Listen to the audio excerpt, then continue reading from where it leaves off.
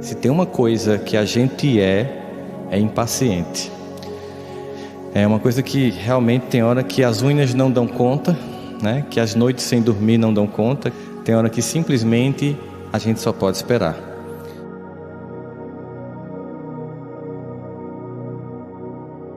Porque na vida existem fluxos, existem ciclos que passam, que começam, que terminam, que tem início, meio e fim.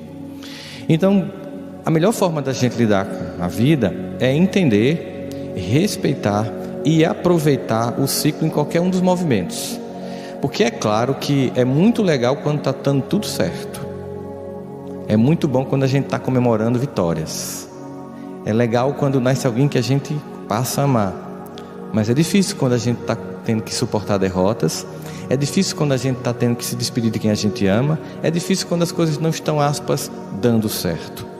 Mas a sabedoria da vida nos mostra que para que a gente possa ser completo e que a gente possa crescer em todas as nossas possibilidades, todas as experiências, mas todas são necessárias e importantes.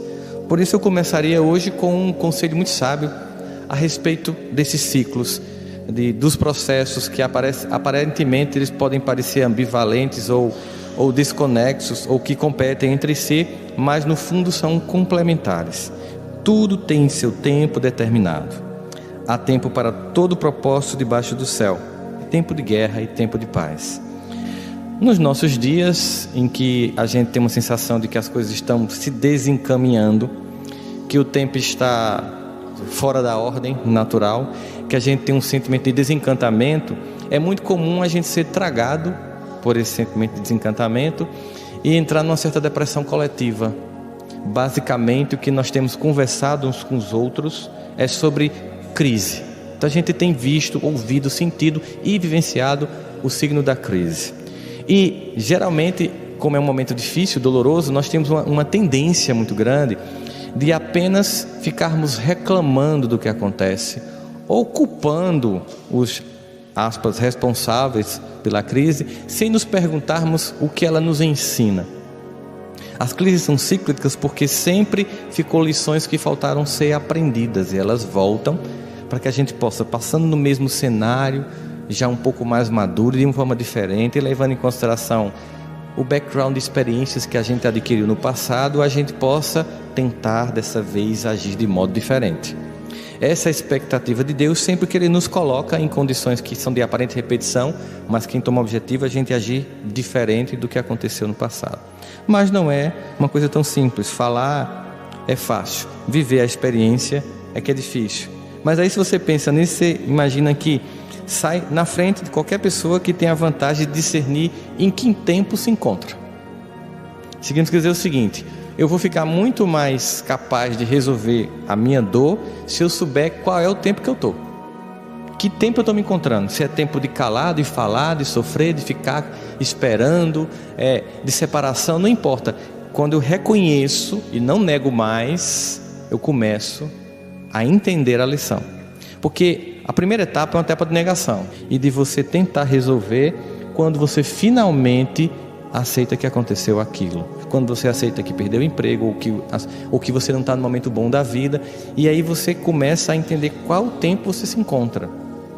Esse diagnóstico, ele é essencial para que a gente possa finalmente provocar mudanças, mas a maior parte de nós se recusa a fazer esse diagnóstico, ou então fica perdendo muito tempo na hora que está doendo em culpar os supostos autores da nossa dor.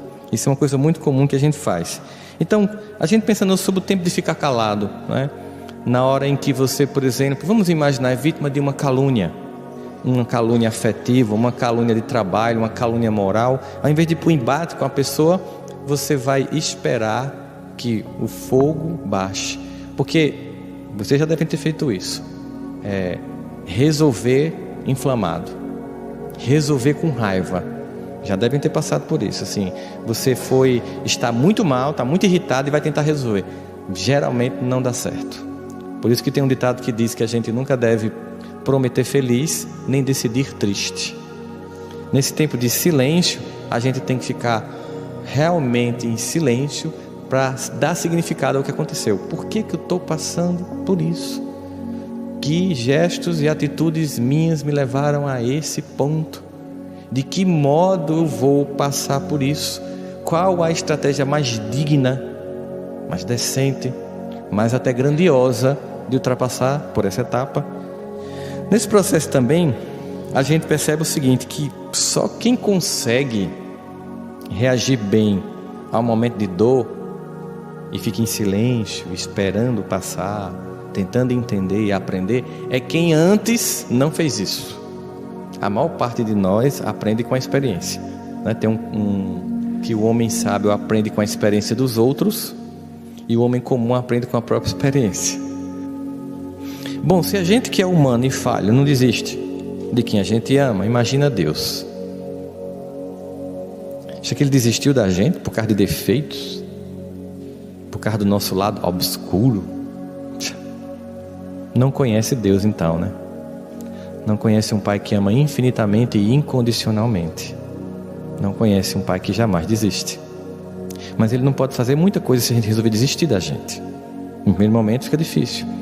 É preciso essa aceitação, essa misericórdia para consigo, esperar o tempo da deficiência passar, investindo agora nas virtudes que tem. É um movimento que a gente vai fazendo.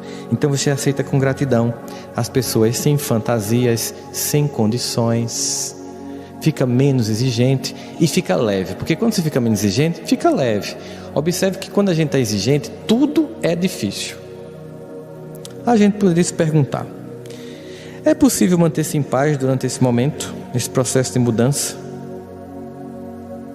Qual seria a estratégia para poder, nesse momento em que eu estou nesse deserto, nesse não reconhecimento, qual seria a estratégia para ficar um pouco melhor? Em outras palavras, o que eu posso fazer?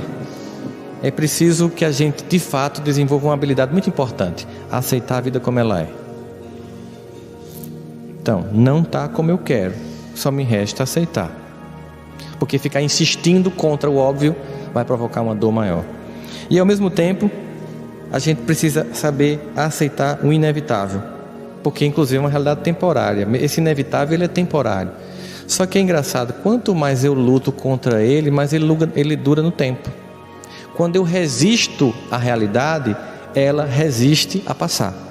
Quando eu aceito a realidade e começo a fazer um movimento diferente de confrontação, a coisa flui mais rápido, porque aí finalmente, no final, eu entendo o que eu tinha que aprender, ou o que eu não tinha aprendido até então, para passar por aquilo novamente. E aí, quando a dor passa? Quando é que finalmente passa? Quando aquilo que eu não tinha aprendido num evento semelhante do passado, finalmente é aprendido no evento do presente. Para isso, é preciso parar de apenas sentir a dor e tentar observar o evento, como se fosse neutro. Essa neutralidade temporária, olhar como se estivesse de fora, o acontecimento. Mas é preciso que a perseverança produza a obra perfeita, a fim de seres perfeitos e íntegros, sem nenhuma deficiência. Ou seja, é preciso a perseverança, ou seja, insistentemente repetir até conseguir, para que finalmente a gente consiga fazer o que é certo. Todas as coisas na terra passam. Os dias de dificuldades passarão. Passarão também os dias de amargura e solidão. As dores e as lágrimas passarão.